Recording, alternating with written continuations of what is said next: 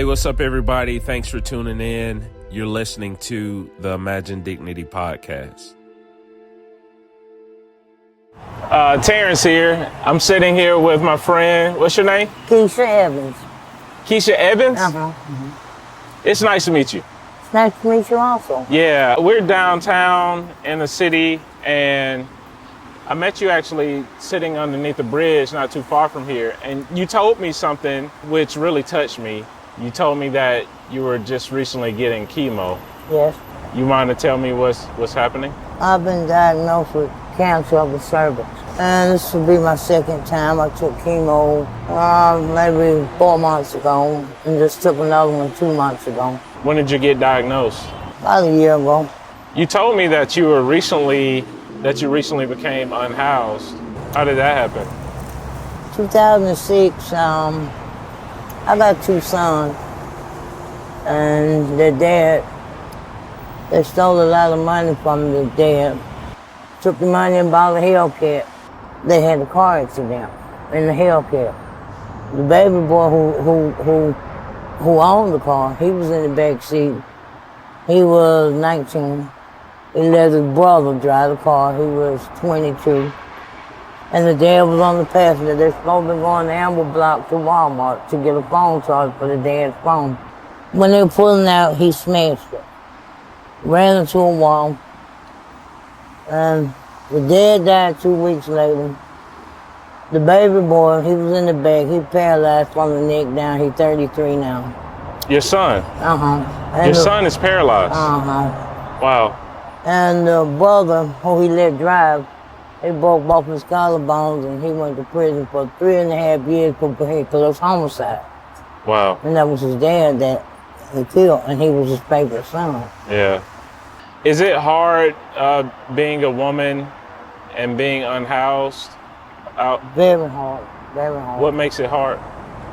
Well, when you can't shower, you can't sleep in a nice bed, can't cook a meal on the stove, you can't relax in your living room or bedroom and look at TV. It's always I'm on the train sleep or either at the train station. Yeah. But how I get my money is I go out there on the highway. Are people nice or are they mean? Well, somebody gonna give you something. You have both. Oh, okay. What do you do when somebody is mean to you? I just ignore it. You ignore it? Because it's more than that one person. Because it's more than that one person. Someone's gonna give me something. Out of all those storms you see, somebody's gonna give me something. Yeah. Do you ever think about getting off of the streets? Well, I'm working on that now. I'm filed for disability. It's been almost 17 months. Okay. And I went and seen my lawyer Friday. Okay. And I got a letter from the government. They want me to go to Canton, Georgia. That's too far. Yeah. And they're only paying $36. Yeah. So when you're out here and I noticed that you were underneath the bridge, what's one of the reasons why you choose to go under the bridge? To come over and get on the expressway right here. I've been a lot of places. Yeah. But, how did you actually lose your house though? Well, I was staying with my son, the one paralyzed. Oh, okay. And me and him have never really he just looked just like me. We never really got along. Okay. Because he's so rebellious. And it sounds like you love him though. I do. I was out there about 2 weeks. And he got 2 nurses that come now. But see, he drank. Oh, wow. He smoked weed. He stay high because he's so miserable. Do you think like the alcohol and the drugs sometimes help you deal with like the pain? Yes, at the moment. At the moment. What started the pain? From my childhood, and the way my mom used to beat me for nothing, because I look like my dad. She get mad at my dad and take it out on me. Oh, wow. So you were abused? You can say that. No. Yeah. And when did you first started like using alcohol to numb the pain? Can you remember? About 15. 15 years old. I'm 56 now. And you're 56 now. Yeah. Do you ever go back in your mind sometimes and think, I wish something would have helped me navigate some of the pain that I've gone through? Hell yeah. Yeah. If I hadn't started that shit, I probably wouldn't be like this today. Yeah. But see, that's all I rolled up around. What do you mean? Well, I was born in California, but I was like maybe 10 years old when we moved to South Georgia. Okay. And we reversed the Beverly Hillbillies. We went from central heat and air in California to having to go out and cut wood, Yeah. build fire. And that it sounded like it was a drastic change for you too. We had to draw water out the well. So you were raised pretty much like taking care of the land, taking care of different things, like being involved. And your dad taught you all of that? Practically, we really taught ourselves, but my grandmother was the one who taught me. Were you close to your grandmother? Very close. Do you miss her? Yes, I do. Do you have any things that she used to tell you that you still remember? Always, when you leave home in the morning, get up and wash your face and your hands, comb your hair, put on some clean socks and clean drawers. Because if you get in the wreck, they're going to push you on the side if you stink. And Grandma, I'm stinking. Yeah. Oh, so she used to basically say, you never know what'll happen to You you. never know. There's nowhere to pee and stuff and down there. And, Yeah, especially as a woman, I would imagine like it's hard to use the restroom. And then you got to look out for yourself, right? I was in the state of Tennessee one time and I was doing some interviews for like a documentary that I was doing. I never forget, I met this lady, her name is Catherine, and she told me that like you literally have to turn around and, you know, keep watch and like watch your environments if you don't know where you are or who you're around, because it's unsafe for women. Yeah, but you know, I practically know a lot of people there, but still. Yeah. Well, firstly, I want to tell you that I'm really touched by your story because, Thank you. I don't know, you just remind me of like my auntie or something. Oh, I am auntie. Yeah, I'm gonna call you auntie. You know. All right, all yeah, right. and Cheese. I'm concerned about your health. You know, Well. and I want you to continue to go and you know, get yourself seen about. I do, Yeah. but thank you. Yeah, for sure. You know, it's just something that God has to do for me. Okay. The only one can do it is God. And I mean, He's my number one. Every day I get up, I pray and ask Him to give me money so I don't have to be used or misused by man. And I got a lot of haters for that. And Yeah. I give them shit to keep them on my good side. Be the one to cut your throat. Wow. Well, God be with me. God be with you. He is with me. Amen. Every day. Every day, every minute, every second, every hour. Yeah. But You know, it's, sometimes, like when people are standing on the corner or like just experiencing hardship, you know, while either going through poverty or being unhoused, like people have judgments and critiques about what it means to actually suffer and go through things. Like, you know, you just told me that you're wrestling with cancer. And somebody may roll up to, you know, the side of the road and roll up their window or lock the that's doors all the time. and turn their heads. And they never know that you're actually on the streets and you have cancer. But you still have faith. You still have faith. That's powerful. because that's the way Jesus done. They didn't believe in Him. But you can't go by what a person think about you. Yeah, I have had that a lot. People roll the window up. And it hurts sometimes, right? Would you say? Yeah, And then again, bye to you too. Next, you know. Yeah. But you know, it puts a feeling in you Yeah. that for somebody to do that, oh, I must not be looking right or something. If a person drives up, like maybe on the side of the road, and they are judging or have a perspective about somebody who is unhoused or experiencing homelessness, and they don't even know the person, what would you want that person to know? Well, if you want to talk about me, put me in the house.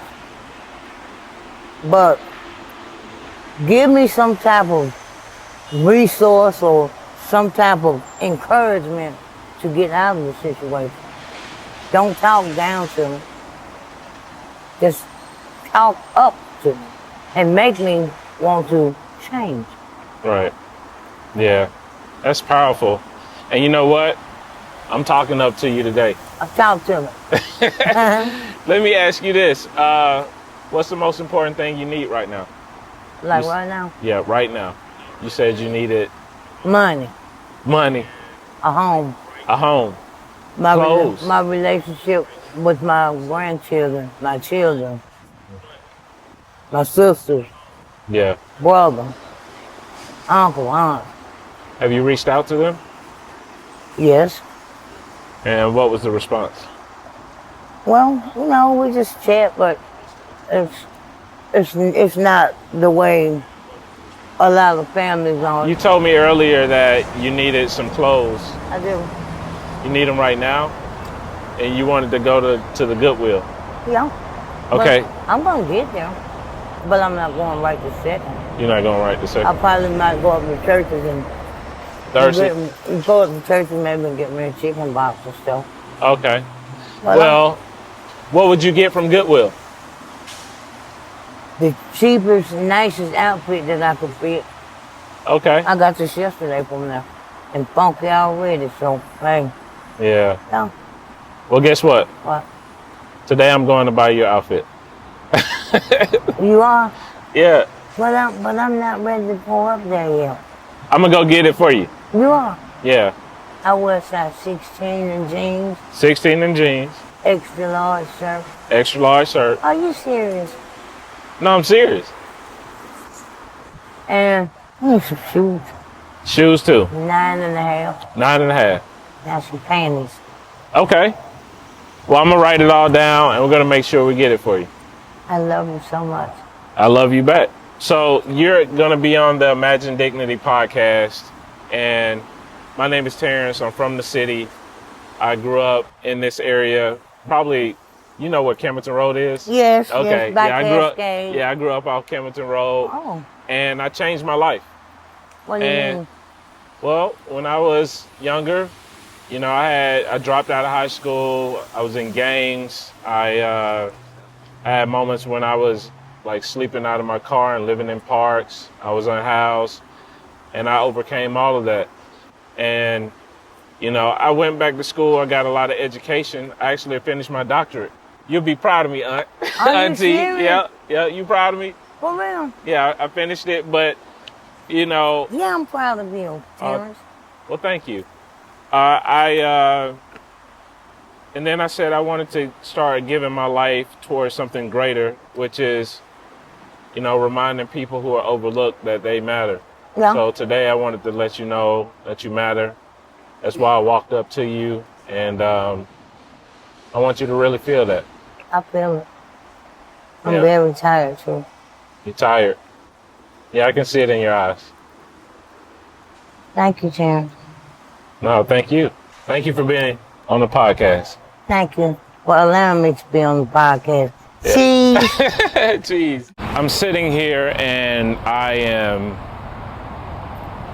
don't know, I feel so many different emotions. Firstly, I got a chance to interview this incredible, amazing, and honest woman who is experiencing homelessness in the city. I felt the instant connection, so much so I called her auntie, and she adopted me as her nephew. But She's on the streets and she is going through cancer. She says she has been for a little over a year. And that immediately struck me because I know what cancer has done to our family. I lost my dad earlier this year, January 2024. He actually passed away due to complications from cancer. And I remember being in the hospital with him all of 2023, you know, the chemo treatments, talking to the doctors, I mean, the whole nine. And I remember him telling me, like, I'm glad you're here. And I got really emotional with this interview because it was almost as if, like, she was so generous and vulnerable with her time and what she was saying, but I could just sense that she wanted to be connected to family, to feel that sense of family, and I was just glad I was able to be that for her in this moment. She, amazing and incredible woman that is aware of her shortcomings, but also very much aware of, you know, the struggle. And man, you just never know what people are going through who are on the other side of a cup or a sign, who may be on a street corner or expressway when you get off the exit, you know, asking for dollars. There was a moment in the conversation when I just had this realization, like, when you see someone who is unhoused just for a brief moment, you never know the weight that they're carrying on the other side of that experience. She talked about, you know, abuse and family breakdown and a terminal illness. I mean, all of these things, like, you just have no clue. But one of the things that really struck me during our conversation is towards the end, she was saying how, like, basically just, like, see me, you know. She was just a really resilient and amazing woman. And today she told me that even just, like, giving her space to speak made her feel so seen, and she hopes that this encourages and inspires someone. I'm grateful to be doing these interviews because it is my heart and my goal to educate people on how much empathy and compassion we actually need in our world. You know, apathy and indifference and judgment and exclusion and displacement and all of the things that people experiencing homelessness face on a day-to-day has to stop. You know, it's time for us to, you know, return back to what it means to love our neighbors as ourselves. And in closing, man, like, I never thought that having these conversations and inviting people to, like, be on this podcast, that we would have so many spiritual conversations, but every person that I've talked to mentions their faith, stating that this is the thing that keeps them grounded and this is the thing that keeps them, like, going, because as you can tell, it's really hard journeying through the experience of homelessness. This is the Imagine Dignity podcast, and I am really grateful that you're watching.